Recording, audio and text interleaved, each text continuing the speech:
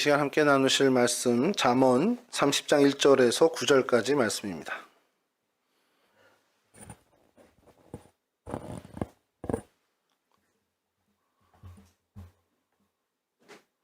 잠언 30장 1절에서 9절 말씀 저랑 한 절씩 교독하겠습니다. 이것은 야게의 아들 아굴이 말한 잠언이다. 이 사람이 이디엘에게 말하고 또 이디엘과 우갈에게 말하였다. 참으로 나는 사람보다는 우둔한 짐승이여 나에게는 사람의 총명이 없다. 나는 지혜를 배우지도 못하였고 지극히 거룩하신 분을 아는 지식도 깨우치지 못하였다. 하늘에 올라갔다 내려온 사람이 누구며 바람을 자기 손에 얹어지고 있는 사람이 누구냐. 물을 그 자락으로 싸고 있는 사람이 누구며 땅의 모든 양계산을 이끄는 사람이 누군가. 그 사람의 이름은 무엇인가. 그의 아들의 이름은 무엇인가. 정말 내가 아느냐. 하나님의 말씀은 모두 순결하며 그분은 그를 의지하는 사람의 방패가 되신다. 그 말씀에 아무것도 하지 말라. 그렇지 않으면 그분이 너를 책망하시고 너는 거짓말하는 사람이 될 것이다. 주님께 두 가지 간청을 드리니 제가 죽기 전에 그것을 이루어 주십시오. 허위와 거짓말을 저에서 멀리하여 주시고 저를 가난하게도 부유하게도 하지 마시고 오직 저에게 필요한 양식만을 주시옵소서. 함께 하시죠. 제가 배가 불러서 주님을 부인하면서 주가 누구냐고 말하지 않게 하시고 제가 가난해서 도둑질하거나 하나님의 이름을 욕되게 하거나 하지 않도록 하여 주시옵소서. 아멘. 예, 오늘 두 가지 간청이라는 제목으로 좀 말씀을 좀 전하려고 하는데요. 여러분 잠언은 많이 이제 익숙한 그런 책일 텐데 아굴이라는 사람에 대해서는 사실은 좀 들어는 본 것 같은데 라는 생각이 좀 들 수 있을 겁니다만 그래도 좀 생소한 사람 중에 하나입니다. 오늘 좀 이 아굴이라는 사람을 좀 저희가 좀 살펴보면서 오늘 이 잠언 30장에 나온 이 부분을 가지고 좀 어떤 인생의 교훈을 좀 얻어볼까 저희가 하는데, 아굴이라는 뜻은 이제 모으는 사람이라는 뜻을 갖고 있습니다. 이름 자체는요. 그래서 히브리 사람들의 이름이 좀 중요한 의미를 갖는 게 그 사람이 태어날 때에 지은 이름, 그 이제 원래의 이름이죠. 그 이름은 고스란히 그 이름을 지어준 아버지나 어머니, 대개 유대 사람들은 이제 아버지가 이름을 짓는데 그 아버지의 신앙 상태를 이제 반영하는 그런 이름이기 때문에 이 야게 아들이라고 했을 때 야게의 신앙 상태가 이렇겠구나, 이런 정도, 모으는 자, 이제 모인 그런 어떤 결실, 이런 뜻이기 때문에 하나님으로 인해서 많은 것을 좀 얻었다, 이런 어떤 의미가 아닐까라는 추정을 합니다. 또 이제 이스라엘 그 유대인의 이름이 한편으로는 그 이제 아버지가 지어준 이름도 있지만 자라면서 이제 듣게 된 그를 부르던 칭호들이 이름으로 굳어지는 경우도 있습니다. 도마라는 이름을 혹시 기억하시죠? 디두모로 이제 헬라어로 하면 디두모인데 히브리어는 도마인데, 이 도마라는 이름은 사실 쌍둥이란 뜻이에요. 그러니까 그의 이름을 낳자마자 쌍둥이로 짓지는 않았을 것 같아요, 제 생각은. 근데 이제 어릴 때 자라오면서 야 쌍둥이 쌍둥이 이렇게 이제 불렸으니까. 용준이 예주도 어릴 때 제가 기억하기는 쌍둥이들 쌍둥이 이렇게 어른들이 많이 불렀어요. 그러니까 이게 어른들이 좀 그런 게 용준이 예주 이름이 살짝 기억이 안 나니까 야 쌍둥아 이렇게 하는 경우가 좀 있었거든요. 근데 이제 도마도 아마 그런 이유가 아니었을까. 그래서 쌍둥이란 이제 호칭을 불리다 보니까 자라서까지도 그냥 도마, 디두모 이렇게 불려서 그게 예수님의 제자가 됐을 때 그 사람의 이름을 디두모, 도마로 기록한 것이 아닐까라는 추정을 하는 경우도 있습니다. 여하튼 이제 아버지가 지어 주었던 아니면 자라면서 듣게 된 칭호이든 간에 그 이름에 담긴 의미가 이스라엘 유대 사람들은 굉장히 그 이름을 많이 좀 각별하게 생각합니다. 근데 사실 한국인도 그런 의미 많이 갖고 있죠. 우리도 한자를, 저희도 이제 중국의 영향으로 한자로 이름을 짓는데 그 이름에 굉장히 의미를 두면서 짓습니다. 한자 하나를 할 때도 뭐 같은 음가에 있는 한자를 쓰더라도 여러 가지 뜻을 고려하면서 이렇게 짓게 되죠. 세준이가 맨 앞에 앉아 있으니까 자꾸 세준이 얘기하는데, 전에 한번 얘기했지만 다 기억 못하니까 한 번 더. 새가 무슨 새자라고요? 인간새. 주는? 네? 깊을중.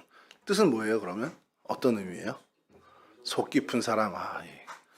속 깊은 사람. 좋네요. 뭐 우리 주한 회장도 저기 있지만 주한이란 이름도 저는 근데 솔직히 좀 정환이란 이름이 더 익숙해서 근데 그 이름도 뭔가 한자를 갖고 굉장히 큰 의미를 담고 있는 이름일 거란 말이에요. 최재혁 집사님도 이참에 한번 좀 얘기해 주시죠. 재혁 무슨 제자에 무슨 혁자입니까? 재상의 어떤 혁혁한 공을 이루는 겁니까? 그럼 어떻게 의미가 거의 비슷한 큰 업적 높은 자리에서 높은 자리긴 하네요. 어쨌든 그런 이름을 담는 것이 굉장히 중요하고 여러분들이 나중에 결혼해서 아이들을 갖고 이름을 지을 때 분명히 고려를 안 하지 않을 거예요. 발음 좋은 걸로 하지는 않을 겁니다. 그러니까 서양 사람들은 사실 부르기 편한 칭호 쪽으로 선호를 하는데 저희는 부르는 것과는 별개로 뭐 고려는 하지만 그 이름이 갖는 뜻을 굉장히 의미를 갖고 지을 겁니다. 뭐 이제 바로 우리 주한 회장이 곧 닥칠 일일 테니까 뭐 이제 2세의 이름을 막 지금도 구상을 할 거예요. 만약 딸이면 어떤 이름을 지을까, 아들이면 어떤 이름을 지을까. 하여간 그렇게 이 아굴이라는 사람도 그런 신앙의 배경에 자랐는데 성경학자들은 이 아굴이 유대인이 아닐 가능성도 이야기합니다. 이 야게가 살던 지역이 이방 지역인데 그래서 그 팔레스틴을 좀 떠나 있는 이방 지역에 사는 유대인인지 아니면 이방인으로서 지혜자인지 그것은 아직도 논란이 있어요. 근데 이렇든 저렇든 간에 그는 현자였다라는 것은 부인할 수 없다라는 겁니다. 그것을 증명하는 게 이 사람이 어떤 지은 이 잠언 30편의 내용을 보면서 이 사람은 지혜롭구나라고 할 수도 있는 거지만 시대가 좀 다릅니다. 여러분 오늘날에는 기록물의 홍수 시대에 살아요. 저희가 저희 세대만 해도 활자로 인쇄된 거에 대한 굉장한 신뢰를 갖고 있었습니다. 그러니까 뭐라 그래야 되면 그냥 떠도는 소문들에 대해서는 별로 그렇게 큰 신뢰를 어떻게 보면 저게 진실이야 거짓말일 수도 있어 이런 생각을 하다가도 이게 뭔가 활자화 되잖아요. 그래서 어떤 종이로 인쇄가 되는 활자화 되면 이게 뭔지 모르지만 그냥 신뢰를 갖는 그런 세대예요. 요즘은 또 그런 건 아니죠. 요즘 워낙에 그런 활자화된 그 문서들이 넘쳐나니까 거짓 정보를 담은 문자들도 많고 그러다 보니까 오늘날은 덜한데 저희 세대 때만 해도 이게 활자로 된 거에 대한 무한한 신뢰를 가지는 시대란 말이죠. 근데 이 시절은 훨씬 더 그게 깊었습니다. 구전되는 이야기들이 글로 옮겨져서 뭔가 책으로 묶여지거나 문자화가 되는 거에 대해서는 모든 사람의 말을 그렇게 해주는 게 아니라 정말 남길 만한 사람의 지혜자 그런 이 사람의 이야기는 좀 남길 만해 그런 사람들의 글만 문자화되고 그래서 그것이 소위 말하는 이런 어떤 그 책이든 뭐든 이런 문서로 이렇게 발간이 되는 거죠. 그러니까 왕이나 아니면 그 시대에 존경받는 지혜로운 현자가 아닌 경우에는 그 사람의 일상이라든지 어록 이런 것들이 남겨질 일이 거의 만무했습니다.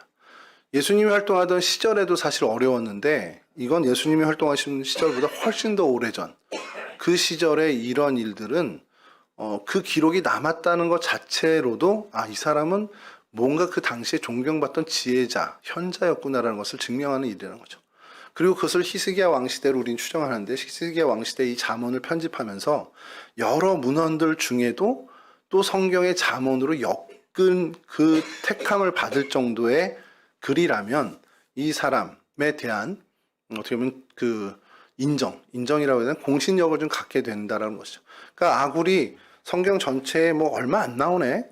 뭐 잠언 30장 뭐 잠언 전체에 뭐 별로 얼마 없네. 31장 중에 뭐 한 장 정도인데 이렇게 생각할 게 아니라 그 무수히 오랜 역사 속에 많은 문자화된 문헌들을 히스기야 왕이 정리할 때 그 중에 31편 중에 들어갔다라는 그런 어마어마한 지혜로운 자라는 것을 좀 생각해 볼 필요가 있다는 겁니다. 그래서 이 아굴이 어떠한 사람이길래 좀 이런 많은 존경을 받고 현자로 인정을 받았나라는 것을 성경학자들이 연구를 했는데 그러면서 이제 시대를 먼저 얘기를 하는 게 솔로몬의 시대에 활동했던 인물로 이건 거의 정설로 이야기를 하고 있습니다. 솔로몬은 우리가 잘 알고 있듯이 지혜로운 왕으로 대표를 어떻게 보면 국가대표급인 사람이잖아요. 지혜에 있어서는. 그래서 이 사람에 대해서 이야기할 때 솔로몬 시절에 있었던 사람이니까 솔로몬에게 영향을 받았을 수도 있고 또 솔로몬에 대해서 성경학자들이 연구했을 때 솔로몬이 지혜로운 왕으로 어떻게 보면 대명사처럼 된 배경에는 그가 지혜로운 것도 있지만 그가 정말 그 주변에 많은 지혜로운 사람들을 모아서 함께 이뤄낸 일들도 이야기를 합니다. 그러니까 솔로몬 주변에 신하들이라고 하면 신하들이고 참모라면 참모인데 그 지혜로운 자들, 그러니까 각 처에 지혜로운 사람들을 모았다라는 거예요. 그 중에 한 사람이 이 아굴일 거라는 이제 추측도 성경학자들이 하고 있습니다. 여하튼 그 정도의 어떤 그 사람의 어떤 공신력을 좀 가진 지혜로운 현자로 인정받은 이 아굴이 어떠한 사람이었냐? 성경학자들이 이제 그가 남긴 기록들을 가지고 연구를 했는데 그가 제일 먼저 그의 글을 작품들을 보면서 성경학자들이 인정하는 첫 번째는 이런 지혜로운 현자인데 굉장히 겸손했구나라는 겁니다. 뭐 잘 알지만 오늘 우리가 읽은 거지만 나는 다른 사람에 비하면 짐승이다. 뭐 나는 총명이 있지 않다. 나는 지혜를 배우지도 못했고 하나님 아는 지식도 없다. 당대에 어떻게 보면 최고의 현자라고 이야기할 수 있는 그 사람이 자기 자신을 바라보니 난 지혜롭지도 못하고 짐승에 가까워. 나는 이 땅을 지으신 하나님에 대해서 정말 일말에 하나도 모르는 사람과 같아. 이런 얘기를 한다는 거예요. 그러니까 그 당시 그럼 그 사람이 그 정도로 얘기하면 보통 사람들은 얼마나 하나님에 대해서 모르고 지혜롭지 못하겠냐 이런 얘기를 하는 거죠. 그러니까 그만큼 그가 겸손한 하나님 앞에서 지혜나 지식의 부분에 있어서는 굉장히 스스로 겸손했다라는 것을 좀 보게 된다는 거죠. 근데 이거는 오늘날 저희들의 삶에서도 마찬가지잖아요. 정말 제 주변에 정말 지혜로운 분들이 좀 있습니다. 그리고 지식적인 부분, 그래서 적어도 그 부분에 있어서 전문가적인 지식을 가진 분들이 주변에 있는데 많이 아는 사람일수록 말수가 적어져요. 그거에 대해서 잘 얘기를 안 해요. 그래서 제가 한 번은 저희 이제 선배한테 형은 이거 정말 전문가잖아. 국내에서 내노라 할 만한 사람들과 어깨를 견줄 만한 사람인데 우리랑 이렇게 얘기하다 그런 거 얘기하면 왜 이거 얘기를 안 해? 형 분야는 잘 얘기를 안 해? 얘기를 하면 그 선배가 하는 얘기가 있습니다. 야, 내가 하는 건 이 분야에 100만 분의 1도 안 돼. 이 얘기를 하는 거예요. 근데 그 얘기를 듣고 저도 무슨 생각이 드냐면 교회에서 이렇게 뭐 저희 교회도 마찬가지지만 그 신앙적인 어떤 물음을 해오실 때가 있어요. 요즘은 이제 세준 형제가 제일 많이 하는데 가끔 이제 두려울 때가 있죠. 모르는 거 질문하면 어떡하지 뭐 이렇게. 근데 그 마음이 어떤 건지 아는 게 물어보고 목회를 하면 할수록 저는 그전에는 제가 이제 전도사 막 마치고 목사 안수를 받은 그 시기에는 그때도 성경을 좀 많이 읽을 때니까 뭐 성경에 대해서는 뭐 이 정도는 많이 아는 거지라는 생각을 잠깐 우쭐한 적이 있었는데 아주 잠깐이지만 우쭐한 적이 있었는데 목회를 하면 할수록 성경의 내용이야 우리가 반복되니까 기억은 하겠지만 그 말씀이 이렇게 어떻게 보면 의미를 갖고 있구나라는 것들은 목회를 하면 할수록 정말 더 풍성해지고 더 많아지는 거예요. 그러니까 무슨 생각이 드냐면 성경을 보고 이 말씀을 보면서 그 전에 제가 갖고 있었던 성경의 의미, 이 구절의 의미를 이게 언제 또 시간이 지나면 더 큰 의미를 내가 찾을 수도 있겠구나. 그러면서 그런 목회의 경험이 쌓이다 보니까 나는 성경에 대해서 말씀에 대해서 정말 너무 모르는구나. 그러면서 드는 생각이 목회는 하면 할수록 어려워지네. 이런 생각이 드는 거예요. 근데 그 선배의 말이 딱 그겁니다. 그 선배도 자신의 분야에서 연구를 하면 할수록 자기가 많이 알아가는 건 많아지겠죠. 근데 모르는 게 더 커진다라는 것을 느끼는 거예요. 그러니까 많이 채워지는 사람일수록 그 분야의 전문가일수록 그 분야에 대한 말수가 적어지고 우리 어릴 때의 속담처럼 뭐 빈수레가 요란하다 이런 것처럼 꽉 차면 찰수록 소란스럽지 않게 되는 것이 맞구나라는 생각이 드는 겁니다. 아굴도 그와 같았다는 거예요. 지혜자이기 때문에 하나님에 대해서 조금 이제 맛을 보다 보니 이건 내가 범접할 수 없는 하나님 지혜시고 하나님의 경륜이나 하나님의 역사는 내가 감히 예상할 수도 없는 거라는 걸 점점 알게 되는 거라는 겁니다. 그러니까 자신은 난 하나님 앞에서 정말 보잘것없는 내가 아는 건 정말 명함도 못 내미는 거구나라는 것을 이제 깨닫게 됐다는 겁니다. 그러니까 여러분 이 겸손이라는 거 특히 우리가 신앙생활을 하면서 좀 가져야 되는 것이 그런 게 있어요. 신앙생활을 오래 하다 보면 이제 반복되니까 하나님에 대해서 내가 좀 아는 것 같아. 세준 형제 그런 생각 안 들어요? 어릴 때보다 내가 분명히 하나님과 더 친해지고 하나님에 대해서 많이 아는 것 같잖아요. 자, 그럴 때 우리가 조심해야 되는 거 있습니다. 하나님에 대해서 내가 많이 알아가고 하나님과 친숙해지고 내가 이제 신앙생활에 좀 눈을 뜨면서 믿음 생활이라는 게 이런 거구나라는 그때에 제일 조심해야 되는 것이 내가 아는 그게 하나님의 다다라고 생각하면 안 되는 거예요. 아주 극히 일부, 아주 티도 안 나는 일부라는 것을 인정해야 되는 거죠. 적어도 하나님이 나에게 가장 적합한 방법으로 은혜를 주시고 하나님이 나에게 가장 적절한 방법으로 나의 신앙의 길을 인도하신 것이지, 내가 걸어온 이 신앙의 길이 맞아, 이게 정말 하나님의 그 완벽한 길이야라고 생각한다면 다른 사람에게도 내가 걸었던 그 신앙의 길을 강요할 수밖에 없습니다. 이게 특히 부모님들이 많이 잘못을 하는 경우인데, 내가 어릴 때 신앙생활을 해온 것, 그리고 지금까지 신앙생활을 해온 그 모든 패턴을 보면서 이렇게 하나님 나에게 주셨으니까 내 아들에게도 내 딸에게도 이렇게 하는 은혜를 주시겠구나, 아주 단정 지어버리는 거예요. 근데 전혀 다릅니다. 그 아버지나 어머니가 살아왔던 그 인생의 여정에 가장 적합하게 하나님께서 역사하신 것일 뿐, 우리 자녀들이 자라나고 성장하는 그 과정은 아버지 어머니가 자라나던 환경과 완전히 다르기 때문에 하나님은 전혀 다른 방법으로 그들에게 찾아가 주시고 그들을 만나 주실 거라는 거예요. 이게 여러분 신앙생활에서만 그런 게 아니고요. 제 친구가 이제 그 직장을 다니고 있는데 그 좀 대기업에 다니고 있어요. 근데 신입사원이 들어왔대요. 신입사원이 들어와서 이제 인턴직으로 몇 개월 같이 있는데 저랑 이제 만나서 얘기하다가, 우진아, 나 회식 한 번 하고 인턴 둘 잃었다 그러는 거예요. 그래서 그게 무슨 말이야 그랬더니 전체 부서 이제 자기네 팀, 제가 팀장이니까 회식을 하자고 그러고서는 이제 나오라고 그랬다는 거예요. 근데 이 인턴 둘이, 그 4명 중에 둘이 좀 불편하게 여기더래요. 그래서 뭐가 그렇게 힘들어 했더니 저녁에 저 오늘 할 일이 있는데 그랬더니 약속이 있는 거야 그랬더니 약속은 아닌데요, 그냥 좀 할 일이 좀 있습니다 이러더래요. 그래서 그럼 약속도 아닌데 가자. 그러고서는 팀 전체 회식을 했대요. 그리고 살짝 좀 늦은 시간, 그래서 몇 시인데 그랬더니 한 9시 좀 넘어서 끝났다는 거죠. 저는 그게 뭐가 문제가 돼? 이제 저도 그런 생각했는데, 다음날 아침에 와서는 그래도 얼굴을 비추고는 제가 생각했던 직장 생활 패턴이 아닌 것 같다고, 더 못할 것 같다고, 그 둘이서 동시에 이제 사의를 표명하고 이제 집에 갔다는 겁니다. 그래서 약간 이제 충격을 받고 이렇게 저렇게 막 알아보니까, 야, 너만 그런 거 아니야? 우리도 그래 하면서 다른 팀의 팀장들도 그런 얘기를 하더라는 거죠. 그러니까 이게 뭐냐면요, 지금 기성세대가 살아왔던, 그리고 그 조직에서 일해왔던 그 기준을 가지고 지금 막 조직의 안에 들어온 신입들에게 그 기준으로 바라본다면 이해하지 못하는 게 너무 많은 거예요. 그들은 직장 생활이 딱 퇴근 5시, 6시 퇴근하고 나름대로 자기의 루틴이 있는 거예요. 근데 그게 깨지는 게 너무 힘든 겁니다. 그래서 그걸 깨지 않는, 돈 좀 적게 벌어도 상관없고 대기업 아니어도 상관없습니다. 근데 그게 더 높은 가치에 있는 친구들도 있다는 거죠. 아닌 친구들도 있지만 그렇다는 거죠.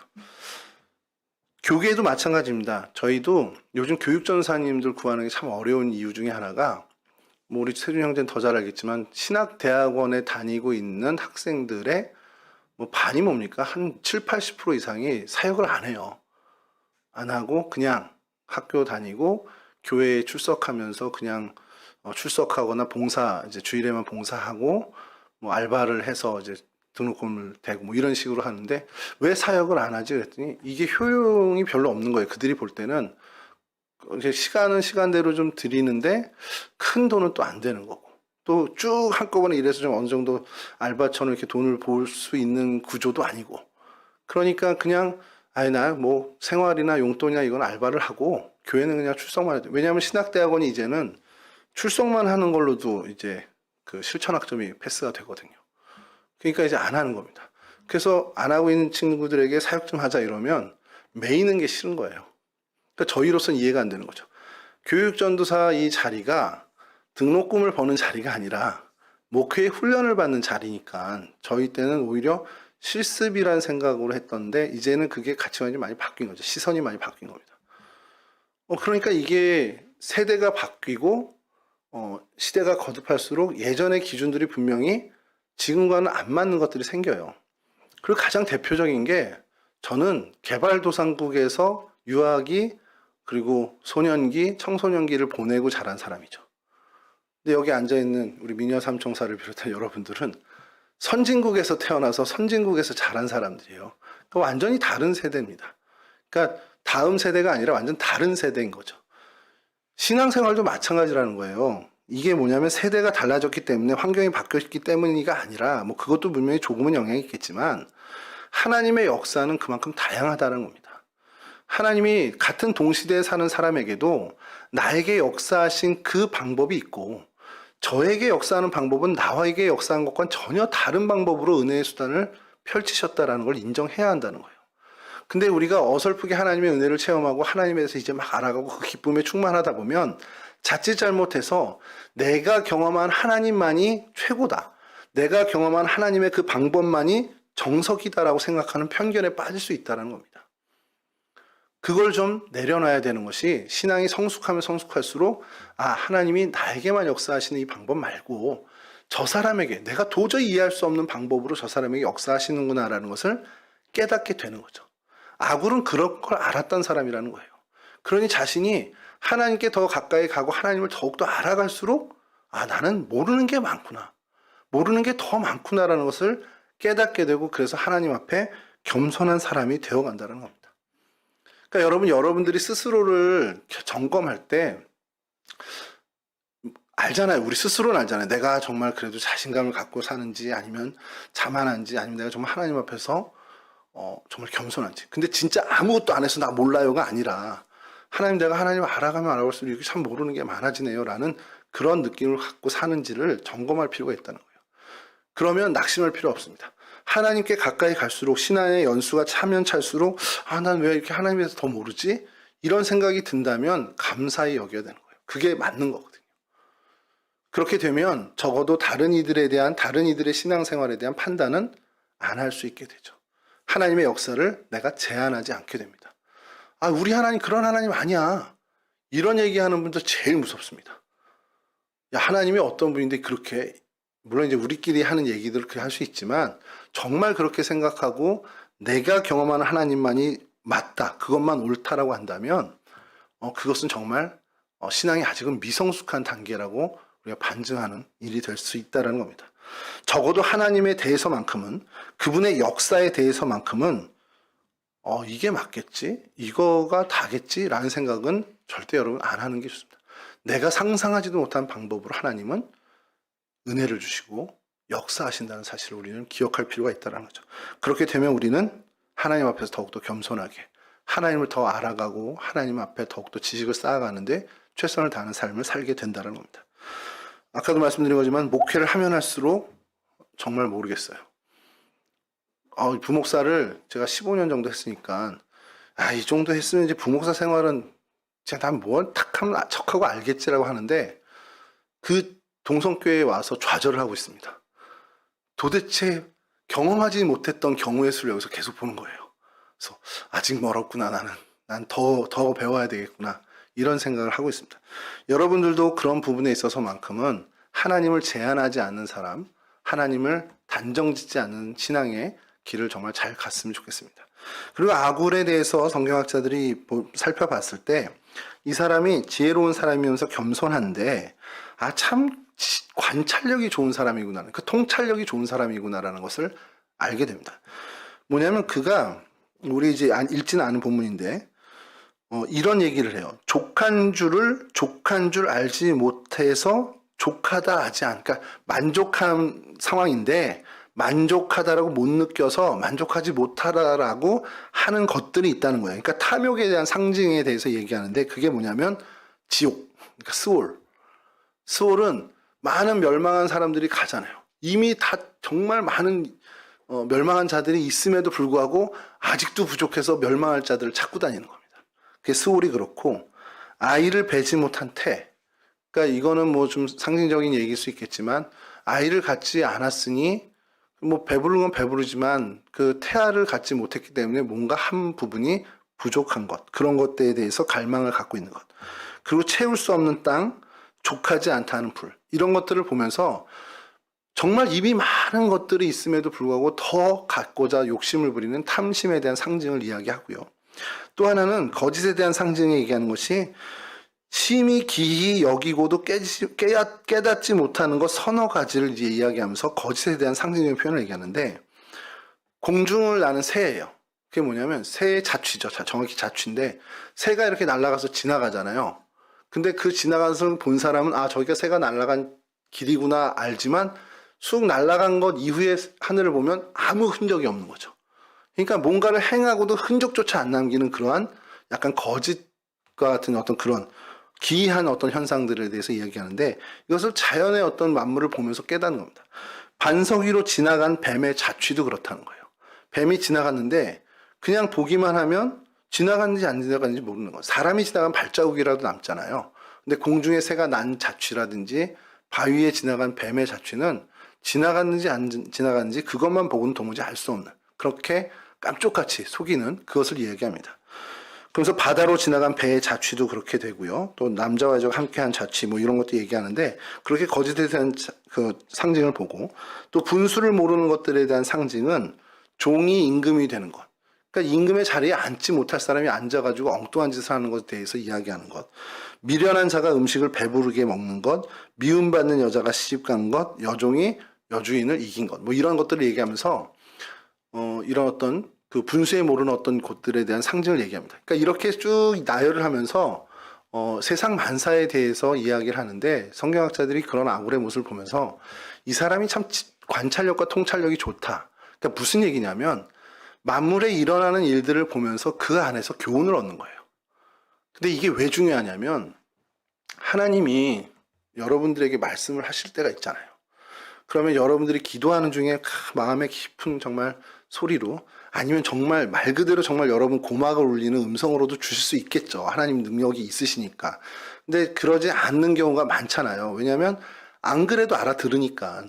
정말 못 알아들으면 하나님이 기이한 현상으로라도 하시겠지. 근데 여러분들은 하나님이 주시는 마음을 헤아릴 수 있는 사람이니까 하나님이 여러분들에게 깨달을 수 있는 방법을 주실 거란 말이에요.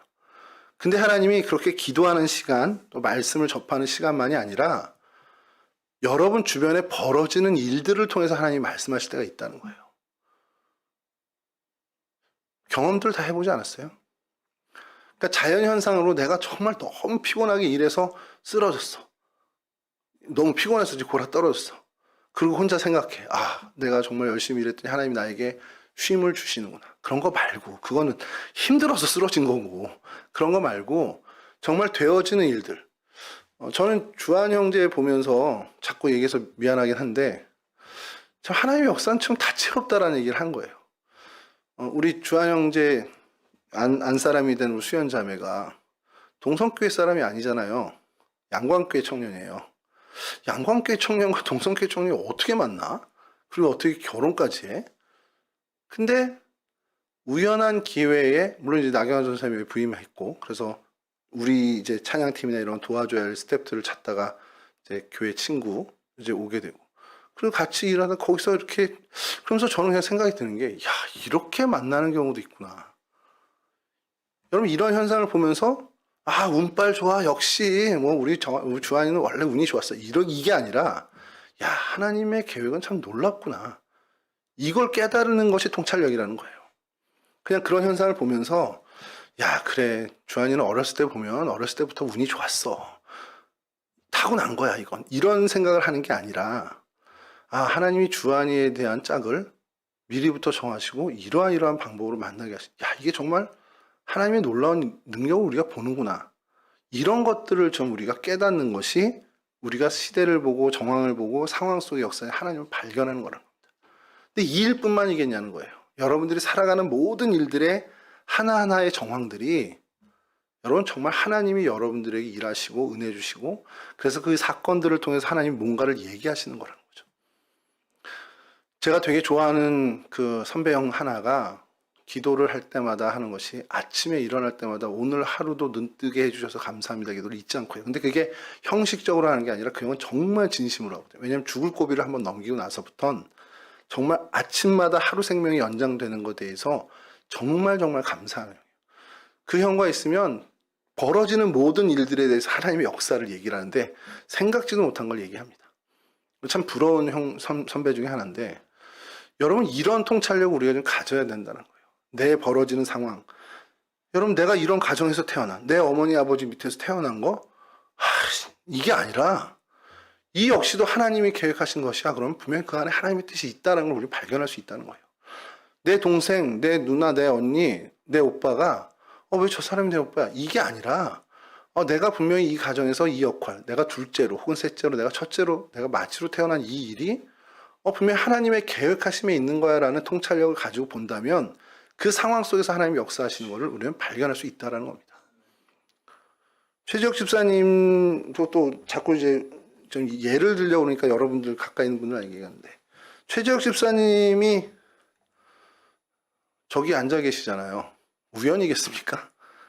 계속 지금 최지혁 집사님한테 가스라이팅 하는 거야, 내가 지금. 하나님의 역사입니다. 그렇잖아요, 여러분. 이게 뭐 농담이지만, 제가 뭐 가스라이팅 이건 농담이고, 진짜 하나님의 역사 아니겠어요? 저는요, 담임 목사님의 고백 들은 걸 제가 우리 교회 오기 전이죠. 우리 교회 오기 전에 코로나가 있었잖아요. 전 그때 용두동교에 있었는데, 코로나가 있고 접근 금지부터 해서 집합 금지 이런 거 내렸을 때 도저히 방법이 없는 거예요, 교회에서는. 근데 그때 갑자기 유튜브라는 게 이제 아주 뭐 보편화되지 않았을 텐데, 아, 이게 가능하지? 라는 생각으로 각 교회마다 유튜브 채널을 통해서 온라인 예배를 시작합니다. 기가 막히게 시작했죠. 근데 용두동교에서도 그거를 뭐 관심 갖는 사람들이 많으니까 시작을 했는데, 그때쯤에 목사님을 만났죠. 같은 지방이니까 만났는데, 우리 집사님 한 분이 이거 전문가가 있어. 그래서 제가 아는 바에는 없었거든. 그런 사람이 어디 있어요? 저 15년, 16년 전에 교회 있을 때는 못 봤는데 그랬더니, 아, 있어. 그렇지 했는데, 그분이 와서 우리가 온라인 예배를 드리게 됐어. 이게 우연입니까, 여러분? 그렇게 목사님 고백하시는 거에, 아, 하나님의 역사를 이 상황에서 목사님 발견하시는구나. 뭐, 여러분, 그렇다면, 우리의 모든 이런 환경과 상황 속에 내가 지금 있는 이 자리는 하나님이 심으신 자리라는 거예요. 최지혁 집사님의 저 자리는 최지혁 집사님이 이 등 뛰어밀려서 이렇게 해서 끌려온 자리가 아니라 하나님이 집사님을 향한 뜻을 가지고 심으신 자리라는 겁니다. 근데 집사님만 그런 게 아니라 여러분들도 마찬가지예요. 우리 주한 형제가 청년부 회장으로 선출됐다, 난 사람들이 뽑아줬다. 물론 표면적은 그렇지만 하나님이 동성교회 청년부 2024년 동성교회 청년부 회장으로 심으신 겁니다. 하나님이 심으신 거예요. 하나님이 심으신 그 자리에서 그럼 우리는 뭘 해야 되냐? 많은 그 상황과 상황을 보면서, 아, 그럼 하나님이 심으셨으니 내가 이곳에서 하나님을 위한 열매를 맺어야 되겠구나라는 거죠. 그게 우리의 통찰력이고 우리가 가져야 할 신앙이라는 겁니다. 여러분들의 주변의 상황, 만족스러운 것들도 있을 수 있고요. 불만족스러운 것도 있을 수 있습니다. 그러나 그 모든 상황을 하나님이 여러분들에게 뜻한 바에 있어서 펼쳐놓으신 것임을 인정하고 그 상황에서 여러분들이 하나님께 기쁨을 드릴 만한 열매, 하나님이 심으신 곳에서 내가 하나님을 위해 멋진 꽃을 피우리라. 이러한 삶으로 응답하시는 모습을 가졌으면 좋겠다는 겁니다. 아굴의 모습이 이랬다라는 것이고, 그 다음에 아굴이 진실한 기도의 사람이었다라는 것을 이야기하는데, 여기서 좀 하나 여러분 좀 짚고 넘어갈 것은, 구약성경에서 기도 또 찬양 이 얘기가 나오면 예배와 동일한 언어로 보시면 돼요. 왜냐하면 예배라는 표현이 그렇게 흔하지 않은 표현이었고, 제사를 하는 그 성전 제사, 장막 제사밖에 없었던 그 시절이기 때문에 예배라는 표현을 구체적으로 할 수 있는 것이 기도와 찬양이라는 표현밖에 없었습니다.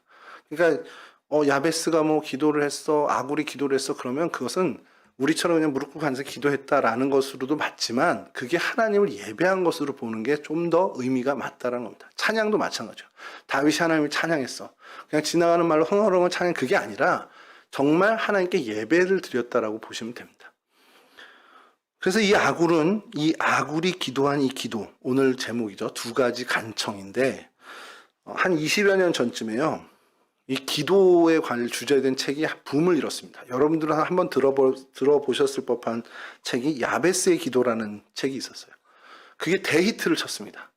주여 저에게 복의 복을 더하사, 야베스의 기도라는 노래도 있죠. 찬양도. 복의 복을 더하사 나의 지경을 넓혀주시고 뭐 이렇게 하는 게 있습니다. 그래서 이제 어떻게 보면은 그 지경을 넓혀주고 하나님 내게 복 주십시오 하는 기도의 어떤 대표적인 그 기도가 돼서 야베스의 기도라는 책으로 나와서 전국의 어떤 베스트셀러가 됐습니다. 그러자 이 기도가 붐이니까 또 여러 책이 출판됩니다. 솔로몬의 기도라는 책이 출판됐어요. 읽어보니까 그건 이제 지혜를 구하는 거예요. 솔로몬의 기도는 지혜니까 지혜롭게 하는 뭐 그런 거고.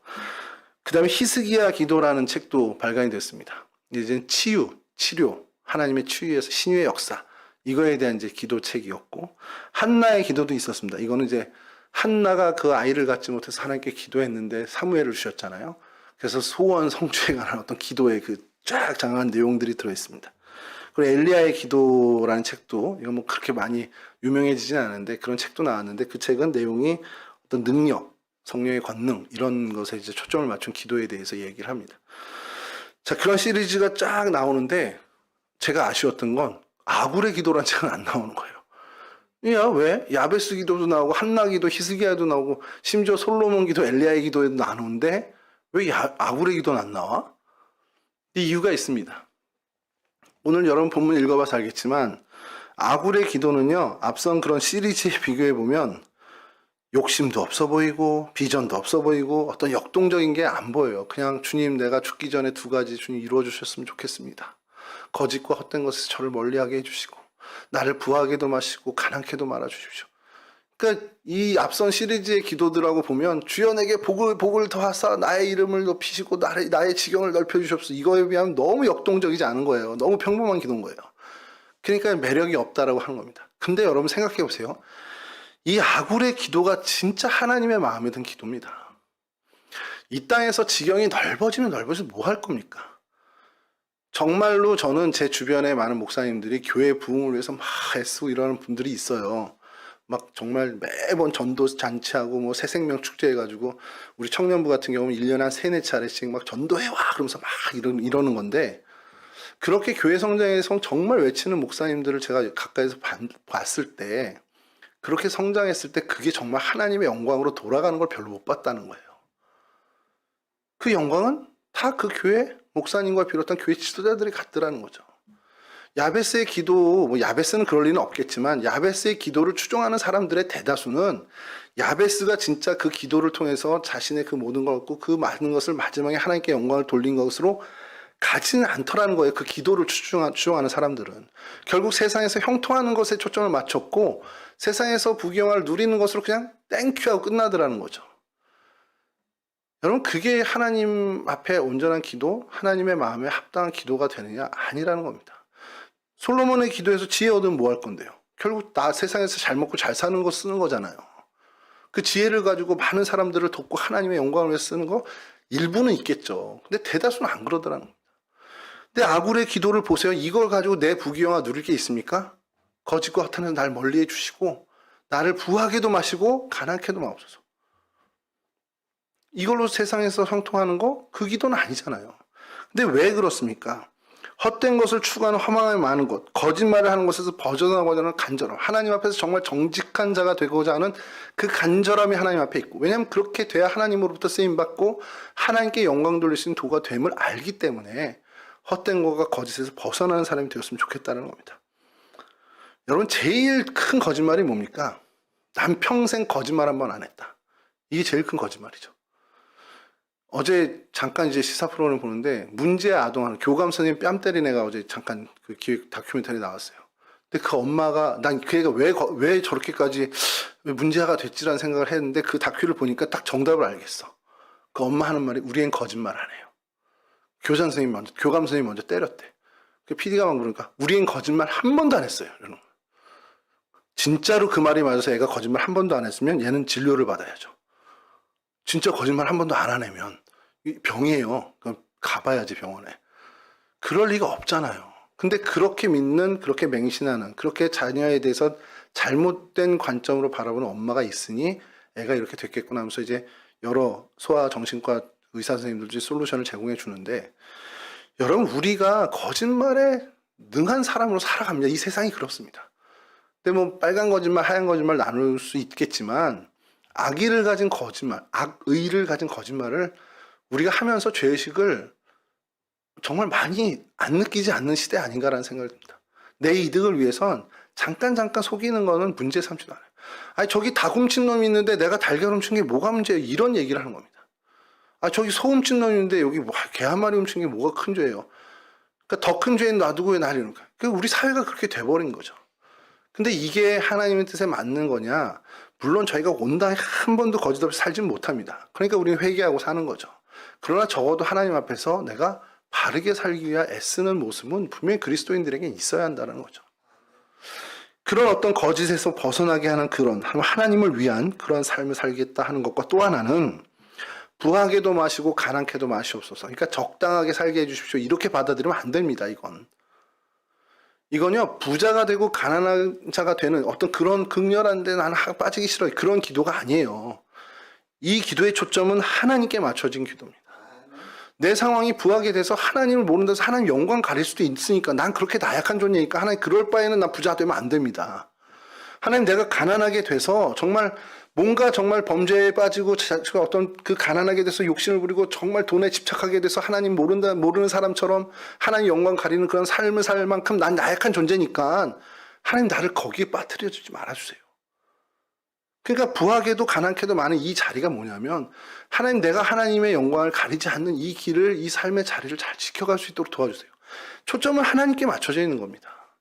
여러분의 기도, 저의 기도가 이와 같은 기도가 돼야 돼요. 내가 이 땅에서 하나님 내 꿈을 이루고 내가 나 이런 직업 갖고 싶어요. 나 하나님 이런 앞길을 갈 테니까 나 좀 도와주세요. 이것도 중요하지만 그거보다 먼저 돼야 되는 건 하나님 내가 내 인생을 통해서 정말 하나님께 어떤 것을 드릴 수 있을까요? 하나님 내 인생을 보면서 하나님 뭘 하나님 기뻐하실까요? 하나님 내가 하나님께 기쁨을 드릴 수 있는 일이라면 그리고 그것이 나에게 정말 내가 즐겁게 할 수 있는 일이라면 하나님 좋겠습니다. 이런 기도가 맞다라는 거죠. 저는 하나님이 여러분들에게 복을 주셔서 여러분이 이 땅 가운데서 정말 성공하고 세상적인 사람들이 바라볼 때도 정말 여러분들이 높은 자리에 올라간 저는 그런 기도를 해요. 여러분들이 그렇게 됐으면 좋겠습니다. 다만 그 자리에서도 여러분들이 그 모든 상황을 넘어서서 하나님께 초점을 맞추고 하나님이 바라시는 기쁨의 열매를 드리기 위해서 정진해 나갈 수 있는 사람이 되는 걸 먼저 기도합니다. 그게 먼저 돼야죠. 여러분 상황과 정황 때문에 내 신앙이 흔들린다. 너무 나약한 신앙 아닙니까? 예전에 청년 중에 하나가 전에 교회에 있던 청년 중에 정말 심각하게 저한테 상담을 해왔습니다. 담배를 끊고 싶은데 못 끊겠다는 거예요. 그래서 제가 그 친구한테 얘기했어요. 야, 너 지금 담배 하나 때문에 이렇게 막 신앙이 밑둥이부터 흔들리는 거야? 그랬더니 자기 너무 괴롭대. 야, 너 담배 한 가지 때문에 그렇게 신앙이 밑둥이부터 흔들리는 거면 네가 신앙생활을 지금 잘못해온 거지. 그 신앙부터 다시 좀 네가 좀 되짚어봐라. 어떻게 네가 너의 신앙, 구원의 확신 이런 게 그깟 정말 주초 문제 하나 때문에 정말 밑둥이까지 흔들린다면 넌 신앙생활 좀 잘못해온 거다. 처음부터 다시 해라. 여러분 상황과 정황을 뛰어넘었으면 좋겠어요. 정말 자잘한 거에 막 매달려서 집착하지 말고요. 정말 멀리 바라보고 하나님의 영광, 하나님의 기쁨을 위해서 살아가면 여러분들을 둘러싼 여러분들에게 허락된 그 모든 것들 그 안에서 하나님의 영광을 찾는 그런 통찰력을 갖는 신앙생활을 할 수 있습니다. 그러니까 정말 지난번에 말씀드렸지만 여러분들 야욕을 갖는 것이 아니라 하나님 안에서 꿈꾸는 그래서 하나님께 영광 돌리는 길을 걷는 그 비전을 갖는 사람이 되기 이 청년의 때부터 여러분들이 집중했으면 좋겠습니다. 이와 같은 아굴이 가졌던 이 놀라운 신앙의 경륜, 신앙의 놀라운 통찰, 이 신앙의 어떤 행보를 우리 동성애 청년 여러분 모두도 정말 잘 뒤따라가는 그런 은혜의 삶을 살 수 있기를 주님의 이름으로 간절히 축원합니다. 우리 잠깐 찬양 하나 하시죠.